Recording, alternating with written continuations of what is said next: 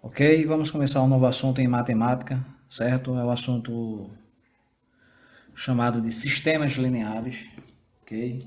Vocês podem encontrar esse assunto aí na página, deixa eu ver aqui, na página 74 do nosso livro, certo? É o seguinte, esse assunto ele não é um assunto novo para vocês, tá certo? Apesar de que aqui nós vamos ter uma abordagem diferente, um pouco diferente, mas esse assunto já foi visto lá no, se não me falha a memória, lá no sétimo ano, tá certo? Lá vocês viram esse assunto com o nome de Sistemas de Equações do Primeiro Grau, ok? Era esse o nome do assunto, Sistemas de Equações do Primeiro Grau. Aqui ele chama-se Sistemas Lineares, ok? No ensino superior chama-se Álgebra Linear. Bom, mas veja só, lá no sétimo ano, o que vocês aprenderam basicamente foi técnicas de resoluções de sistemas de equações de primeiro grau. Não sei se vocês lembram, mas tinham lá o método da adição, da substituição, da comparação, não é? Que permitia você resolver um sistema com duas equações e duas incógnitas. Estão lembrados disso? Lá, não é, no sétimo ano, tá certo? É um assunto que vem se arrastando e sempre vai aparecer, sempre está aparecendo aí em todos os anos que vocês estudaram, ok? Então é de fundamental importância que a gente saiba desse assunto, certo? Outra coisa também, esse assunto ele é tema do SAEP, né? Que é aquela avaliação que vocês fazem lá no terceiro ano. Todos os anos tem, não é isso? Aquela avaliação super importante aí para a escola, não é? Para as políticas educacionais da escola. É um assunto que cai lá também no SAEP, ok? É um assunto que é transversal aí em toda a matemática, certo? Ele não aparece apenas no assunto dos sistemas lineares.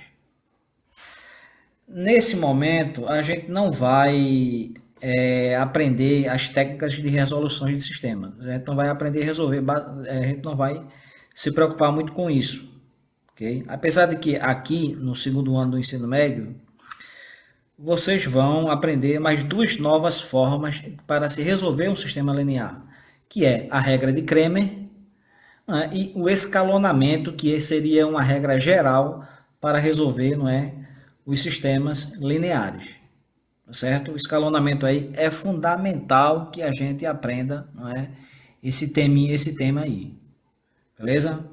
Bom, mas vamos aí deixar de conversa e vamos lá ao que interessa, tudo bem? Vamos começar aí com uma situação, um problema, um texto aí bem simples, né, para a gente ler, certo? No texto diz o seguinte: no pátio de um estacionamento há carros e motos. Contando os veículos, são 39 e contando as rodas, né, que são os pneus, são 120. Então existem 39 veículos. Entre esses veículos, você vai ter carros e motos, tá certo? Se a gente conseguisse contar todas as rodas, todos os pneus aí dos carros e das motos, nós teríamos um total de 120. Quantas motos e quantos carros há nesse estacionamento? Será que a partir dessas duas informações, ou seja, o total de veículos, tá certo? E o total de rodas, a gente consegue descobrir quantos carros e quantas motos a gente tem nesse estacionamento? Será que é possível? Veja, um probleminha aí, não é? Corriqueiro, tá certo? Probleminha simples, né? Mas para a gente resolvê-lo,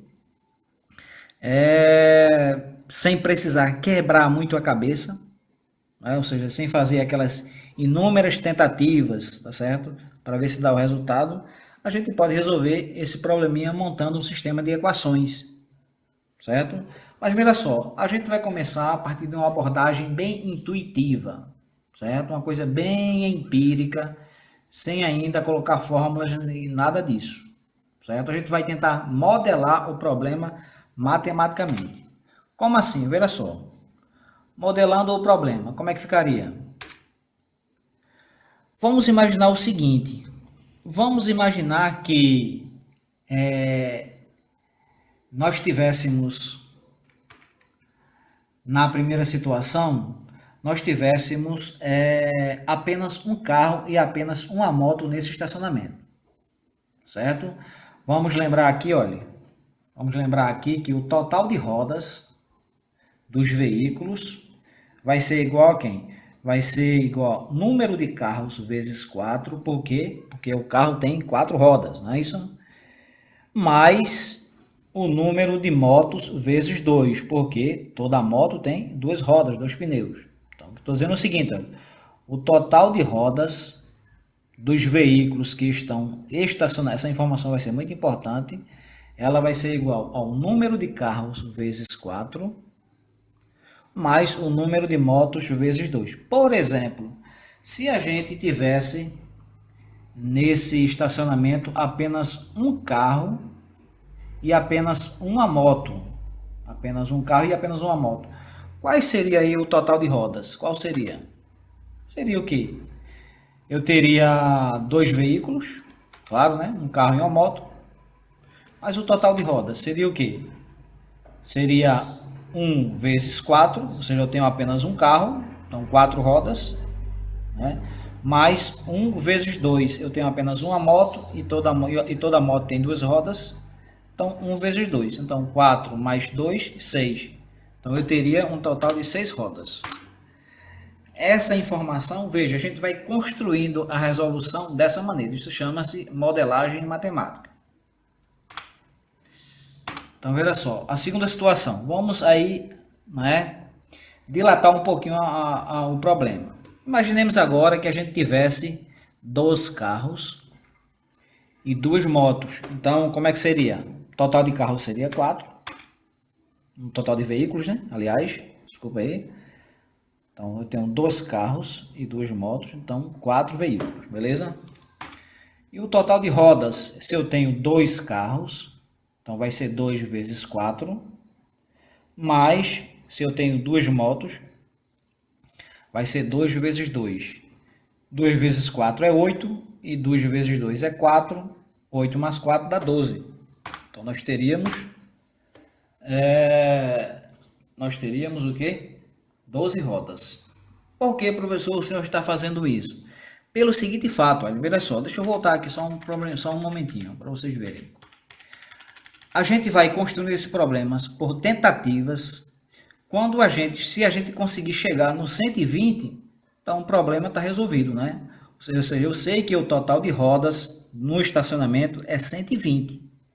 Então, se a gente vai aqui, olha, fazendo essas situações. Então, aqui eu tenho, se eu tiver um carro e uma moto, eu tenho 6 rodas. Se eu tiver 2 carros e 2 motos, eu vou ter o quê? 12 rodas, né? Se eu tiver 3 carros e 3 motos, eu vou ter quantas rodas no estacionamento? Eu vou ter 6 carros, 6 veículos, melhor dizendo, 6 veículos. E eu vou ter quantas rodas? Eu vou ter 3 carros, 3 vezes 4, 12, né? Eu vou ter 3 motos, 3 vezes 2, 6, 12 com 6, dá 18. Então eu vou ter 18 rodas. Perceba que esse 18, ele ainda está muito longe lá do 120, né?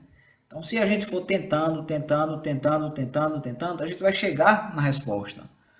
Mas a gente vai ter um pouco de trabalho, né? Qual seria uma maneira aí mais simples de a gente chegar nesse problema, nessa solução? Vamos ver aqui. Bom, a questão é o seguinte, né? A questão é a gente pensar aí de maneira mais algébrica, não é isso? Então vamos pensar de maneira mais geral. Imaginemos que no pátio houvesse X carros e Y motos. Então, como é que ficaria? A nossa situação seria o seguinte: X mais Y igual a 39. Eu não sei quantos carros tem, então vou representar por X. Eu não sei quantas motos tem, então vou representar por Y. X mais Y igual a 39. Então, isso aí dá o total de veículos. Beleza, então veja só. Eu sei que existem no pátio X carros, mas cada carro tem 4 pneus, 4 rodas, então vai ser X vezes 4. Tá certo? Mas eu tenho Y motos, e cada moto tem 2 pneus, então vai ser Y vezes 2, que vai dar 120. Não é isso? Presta atenção, eu não sei quantos carros tem, eu não sei quantas motos tem, eu só sei que o total dá 39. Não é isso? Mas a partir daí eu posso pensar da seguinte maneira, olha. X vezes 4, porque isso aqui é a questão das rodas. X vezes 4 mais y vezes 2 vai dar igual a 120.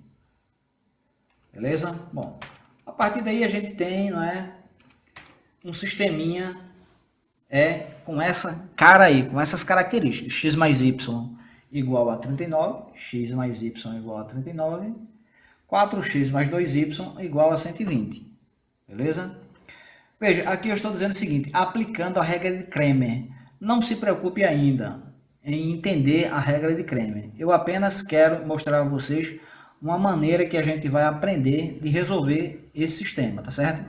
Sem a gente se utilizar daqueles recursos que vocês aprenderam lá no ensino fundamental. Ok? Então, veja só.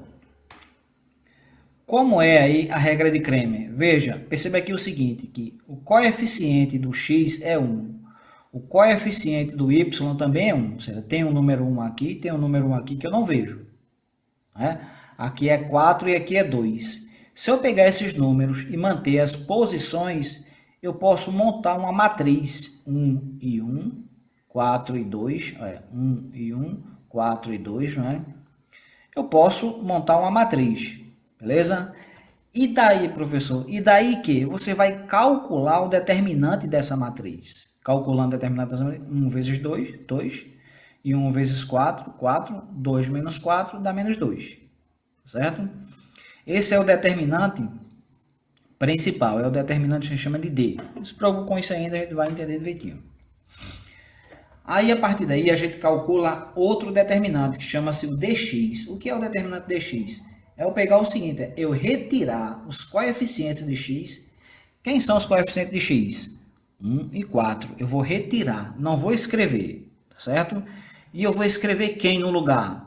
Eu vou escrever esses números aqui, olha, que estão após a igualdade, 39 e 120, que nós chamamos de termos independentes. Então, eu coloco aqui, olha, no lugar do 1 e 4, eu vou escrever 39 e 120. Se eu calcular esse determinante, eu vou ter o seguinte, 39 vezes 2, 78, né? Direita menos esquerda, não é isso? Menos 1 vezes 120 dá 120. 78 menos 120 dá menos 42. Continuando. Aí, veja só. Agora eu vou calcular um outro determinante, que é o dy. O que é o dy? É a mesma ideia. Veja só. Agora voltam os coeficientes de x, que é 1 e 4, estão aqui, ó. Mas os de y, que é 1 e 2, eu não vou escrever. Eu vou escrever quem no lugar? Eu vou escrever, colocar esses números aqui, ó.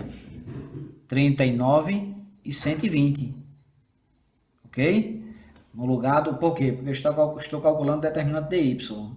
Se eu multiplicar aqui, ó, 1 vezes 120 dá 120. 39 vezes 4 dá 156. 120 menos 156 dá o quê? Menos 36. Beleza, o que é que eu faço agora com esses valores? Bom, veja só. O x, o valor de x a gente encontra da seguinte maneira, olha. Você vai pegar esse dx, vai dividir por d. O dx foi quanto? Menos 42. E o d é quanto? Menos 2. Quando eu divido aqui 42 por 2, eu vou ter 21. Tá certo? Ok. O y, como é que eu faço? Mesma coisa, você vai pegar o dy e dividir por d, pelo mesmo d. O dy é menos 36, o d foi, a gente sabe que é menos 2. Negativo dividido por negativo dá positivo. 36 dividido por 2 dá 18. Certo? Resposta, portanto, eu vou ter no pátio 21 carros, não é? E eu vou ter o que? 18 motos. Certo? Ok? Então, olha só, perceba que tá como a gente descobrir, não é?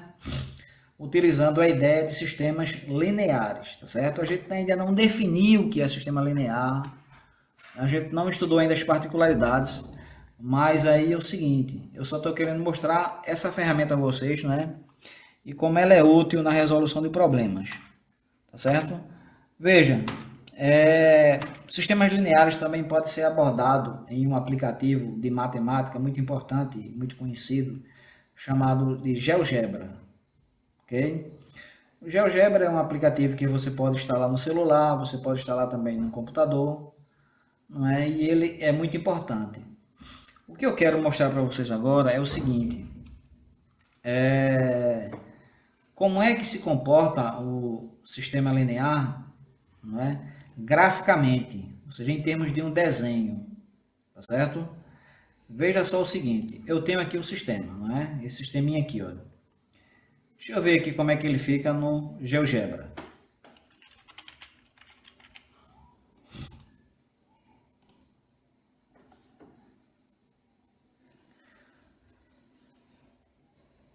Bom, vou colocar essa equação no GeoGebra. Deixa eu tirar aqui a malha, tirar essa malha, tá certo? E aqui, nesse campo entrada, eu vou digitar aquela primeira equação, x mais y igual a 39. E aí, professor, não apareceu nada. Não apareceu porque a gente precisa dar um zoom aqui, né? Deixa eu dar um zoom aqui e tal. Tá aparecendo aqui, ó. Um zoom e tal. Eu vou aqui dar uma ajeitadinha. Vou trocar aqui a cor da equação, da reta, né? Tá certo? Vou colocar o nome dela como sendo reta R. A cor, vou colocar a cor azul. Só para ficar mais visível, certo? Mas o que eu quero mostrar para vocês é o seguinte: perceba que a equação, aquela equação x mais y igual a 39, ela se comporta graficamente, em termos de um desenho, como sendo uma reta, como sendo uma linha. Daí o nome sistema linear. Okay? O nome linear vem dessa ideia aí, porque as equações de um sistema linear são representadas graficamente a partir de uma reta, certo? Vou pegar outra equação, tá certo? Qual é a outra equação? 4x mais 2y igual a 120. Então, deixa eu ver aqui. 4x mais 2y igual a 120. Beleza aí? Vou dar uma ajeitadinha aqui também nessa reta. Propriedades, vermelho. Básico aqui vou tirar. Se a primeira reta for R, isso aqui vai ser S. Certo? Ok. Beleza. E aqui é. Bom, eu tô vendo que essas duas retas, elas se cruzam em um determinado ponto aqui, né? O que é que esse ponto representa? O que representa, aliás, o que é que representa o encontro dessas duas retas? Eu percebo que aquela primeira equação, que é essa daqui, olha. Aquela primeira equação, ela é essa reta azul. A segunda equação é essa reta vermelha. Mas o que é que o encontro dessas duas retas quer dizer? Eu vou pegar aqui uma ferramenta chamada de intersecção de dois objetos. Isso quer dizer o quê? Encontro de dois objetos. Então vou aqui, ó, marcar aqui. Pegar a propriedade e tal. Vou colocar, chamar esse ponto de P. Ok? Vou colocar a cor dele aqui como sendo uma cor verde. E vou colocar aqui nome e valor. Nome e valor. Percebeu uma informação importante? Veja só. Quando a gente determinou aqui as coordenadas do ponto de encontro das duas retas, você percebeu que apareceu aquele 21 e 18? Ou seja, 21 é o número de carros lá no estacionamento e 18 é o número de motos. Então, na verdade, olha, o ponto de encontro dessas duas retas, ele na verdade, é sempre assim, tá certo? O ponto de encontro das duas retas representa a solução do sistema linear. Beleza? Bom, veja só. Na próxima aula eu vou deixar aqui essa aula esse vídeo junto com uma listinha de 5 exercícios, tá certo? Esses 5 exercícios, ele é basicamente para você, a partir de uma situação, um problema, montar um sistema, não é? E tentar resolvê-lo aí de alguma maneira que você conheça. Não é necessário que você aplique ainda as nossas ideias aqui que a gente trabalhou aqui, tá certo? Mas eu quero apenas que você resolva tal.